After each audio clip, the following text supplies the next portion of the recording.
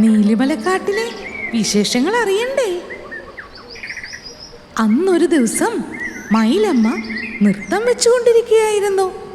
ദാ പെട്ടെന്ന് ആരോ വന്ന് അവളുടെ 2 തൂവലുകൾ പറിച്ചെടുത്തു.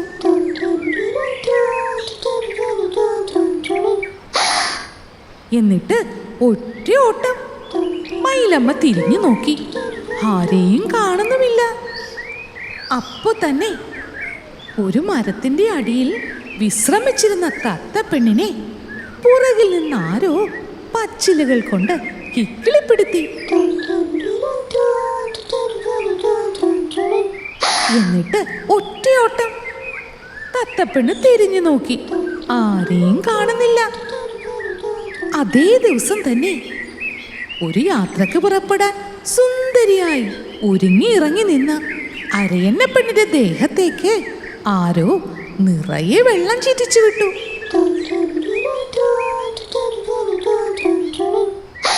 അവളും തിരിഞ്ഞു നോക്കി, ആരെയും കാണുന്നേയില്ല. പഞ്ചമിക്കാക്കയാണെങ്കിലോ അതിലേറെ വിഷമത്തിലാണ്. പഞ്ചമിയിടുന്ന ഒരു മുട്ട പോലും കൂട്ടിൽ കാണുന്നേയില്ല.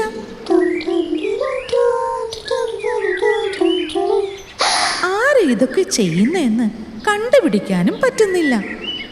4 പേർക്ക് നേരെയും പല വിധത്തിലുള്ള ഉപദ്രവങ്ങൾ വരാൻ തുടങ്ങി.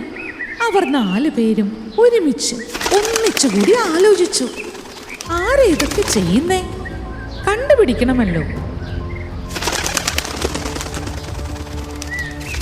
അവർ മന്ത്രവാദിനിയായ മൂങ്ങമുത്തശ്ശിയുടെ അടുത്തേക്ക് പരാതിയുമായി ചെന്നു. കാര്യങ്ങളൊക്കെ കേട്ടുകഴിഞ്ഞ് മൂങ്ങമുത്തശ്ശി പറഞ്ഞു, നമുക്ക് കണ്ടുപിടിക്കാം. എന്റെ മാന്ത്രിക വിളക്ക് കത്തിക്കട്ടെ. ഈ മാന്ത്രിക വിളക്ക് കത്തിച്ചു കഴിഞ്ഞാൽ എനിക്കെല്ലാം വെളിപ്പെട്ട് കിട്ടും എന്ന് പറഞ്ഞ് മുത്തശ്ശി വേഗം തന്നെ മാന്ത്രിക വിളക്ക് കത്തിച്ചു. ദാ അപ്പോഴല്ലേ പെട്ടെന്ന് ഒരു കുട്ടിഭൂതം പ്രത്യക്ഷപ്പെട്ടു.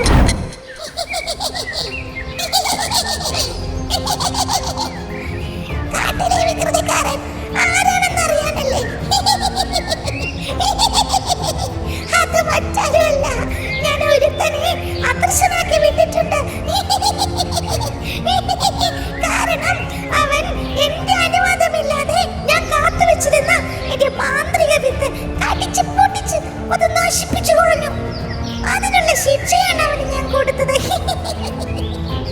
ഇനി എന്താ ഞങ്ങൾ ചെയ്യേണ്ടത്? ഈ പാവം പക്ഷികളെ അവൻ വല്ലാതെ ശല്യപ്പെടുത്തുന്നു.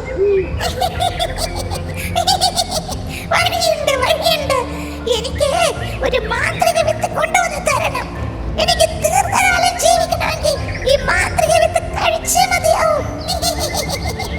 7 കാടുകൾ കടന്ന് 7 മലകളും കടന്നങ്ങ് ചെന്നാൽ ഒരു വമ്പൻ ഗുഹ കാണാം. ആ ഗുഹയ്ക്കകത്ത് ഒരു അത്ഭുത മരമുണ്ട്. അതേ ഒരു മാന്ത്രിക പഴമേ ഉള്ളൂ. ആ പഴം പറിച്ച് അതിൽ നിന്ന് വിത്തെടുത്ത് എനിക്ക് എത്തിച്ചു തന്നാൽ ഈ വികൃതിക്കാരനെ ഞാൻ നിങ്ങൾക്ക് വിട്ടുതരാം.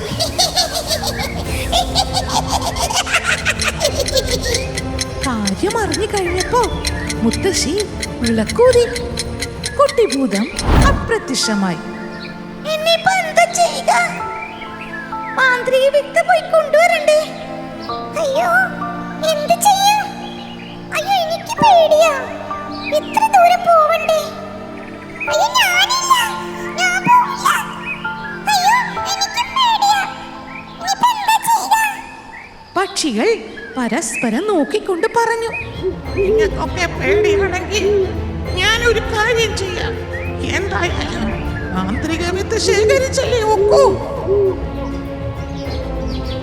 കൂട്ടുകാരെ, മറ്റുള്ളവരുടെ വസ്തുക്കളൊന്നും അവരുടെ അനുവാദമില്ലാതെ എടുക്കരുത് കേട്ടോ. നോക്ക്, ഇനിയിപ്പോ മാന്ത്രിക വിത്ത് ശേഖരിക്കാൻ ആരാ പോവുക? അത് അത്ര എളുപ്പമുള്ള കാര്യമൊന്നുമല്ല. 7 കാടുകൾ കടന്ന് 7 മലകളും കടന്ന് പോകണം. അവർ എന്ത് ചെയ്തെന്നോ? നമുക്ക് അടുത്ത എപ്പിസോഡിൽ കാണാം കേട്ടോ.